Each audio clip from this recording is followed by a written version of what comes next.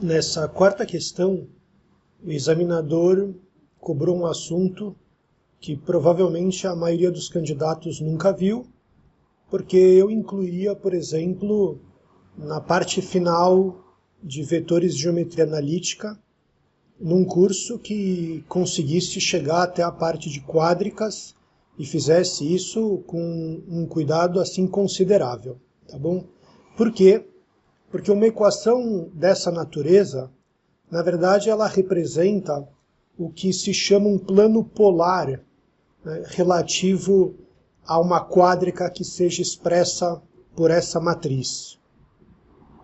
E isso é um assunto delicado, porque, digamos, um plano polar, quando ele existe, relativo a um ponto dessa quádrica, na verdade acaba coincidindo com o plano tangente à superfície que essa quádrica determina.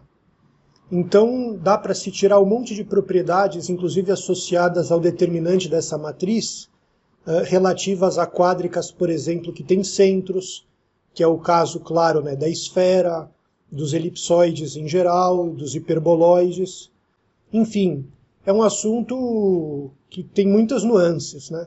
E eu não acho que seria o objetivo do examinador cobrar isso de vocês, mas isso também não invalida a possibilidade dele cobrar essa questão na prova, porque talvez o que ele tivesse em mente é exigir com que você tenha um certo grau de desenvoltura e seja capaz de aplicar algumas ideias, digamos, estratégicas a alguns casos particulares, que é, digamos, a forma que eu vou apresentar para vocês e que eu acho sim que seria viável para ser feita na prova e com menos rigor, obviamente, do que as questões mais comuns que a gente tem apresentado para vocês. Então, para começar, vamos colocar o nosso foco.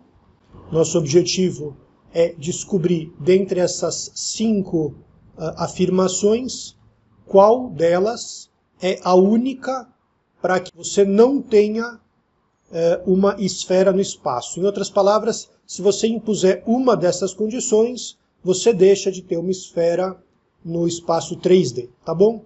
E aqui eu coloquei que vai nos ajudar, em termos assim de foco, o que seria uma equação geral de uma esfera no espaço tridimensional, de centro no ponto x0, y0, z0 e raio R positivo.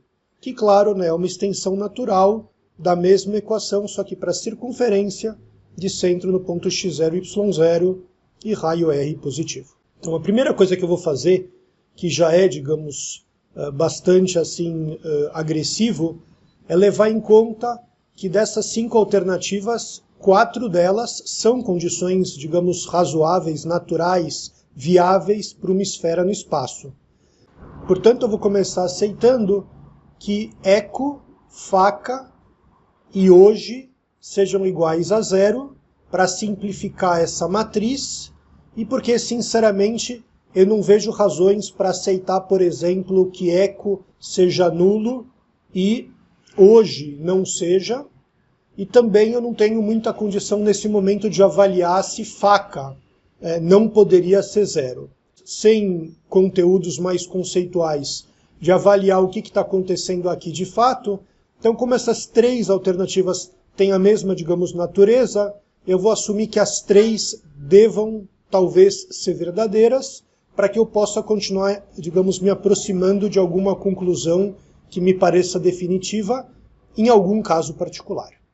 A partir agora dessa matriz, dessa equação matricial, vou começar fazendo esse produto dessa matriz 1 por 4 e 4 por 4. Eu já sei que eu vou ficar com uma matriz 1 por 4, então é simplesmente x vezes A mais 1 vezes G, depois B vezes Y mais 1 vezes I, depois C vezes Z mais 1 vezes J, e depois, claro, Gx mais Yi mais EJ mais D. Tá aqui.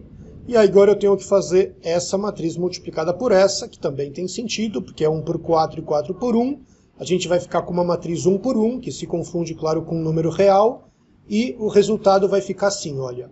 AX2, esse GX espera um pouco, daí BY2, esse I espera um pouco, CZ2, esse JZ espera um pouco, e aí já tinha aparecido um GX que eu pedi para guardar, um IY e um JZ, e portanto apareceu um segundo de cada um, eu coloquei um 2 em evidência, e sobrou um D ao final vezes 1, que é D mesmo, claro, igual a 0.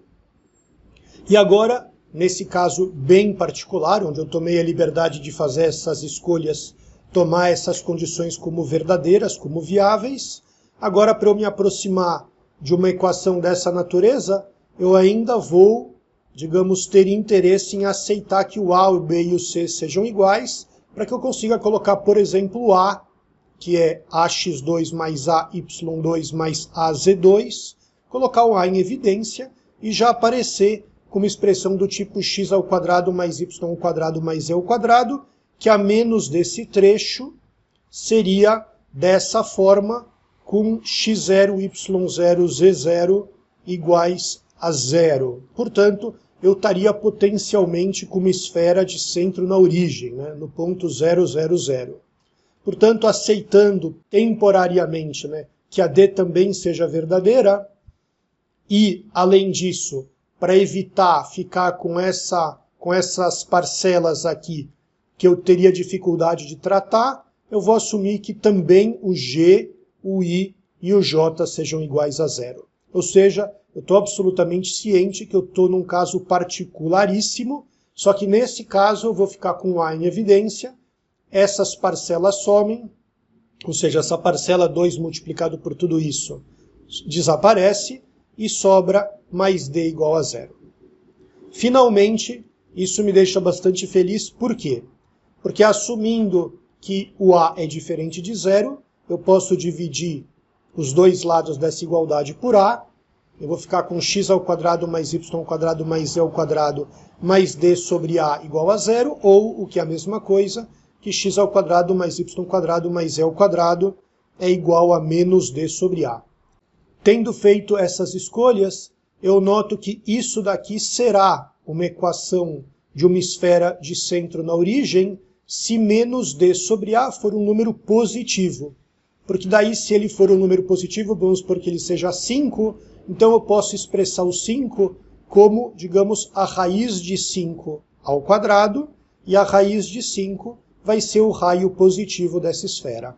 Portanto, é verdade que eco é uma, digamos, condição que não pode se verificar, porque se A e D tivessem sinais iguais, o quociente deles seria positivo, e, portanto, isso daqui seria igual a um número, uma constante negativa, que não poderia representar o R² para um R positivo, que seria o raio dessa esfera no R3. Minhas considerações finais são as seguintes.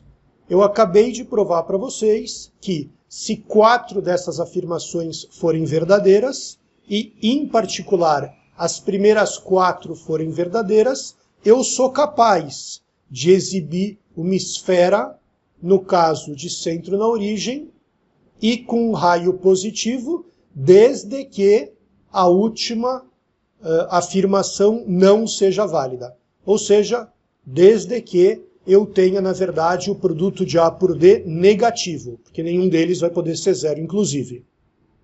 Portanto, se o exercício está bem posto, isso significa que eco precisa ser a condição falsa que a gente procurava, e com isso a gente encerra o problema.